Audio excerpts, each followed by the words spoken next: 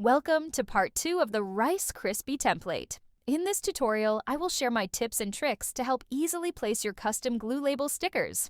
I will leave a link of all my supplies I used, including the paper in the description box. First, we will use a paper cutter or scissors to cut off all the excess border. After, we are going to flip the template and place the treat in the middle and centered. Then, using glue or tape, we are going to fold down the side with the glue tab first and secure it. Next, we will fold the other side up and over and line it up with the edge of the glue guide, then tape it down. Use the dotted lines on the template to help. They should lay on the sides of the treat. Next, we are going to use our fingers to pinch the ends of the treat closed and use tape again to secure it closed. Flip it over and repeat the exact same thing to the other end of the treat. Now it is complete. Make customized treats for any event of choice. I hope the tutorials and template was helpful. Please don't forget to like, comment, and subscribe. I'll see you on your next creation.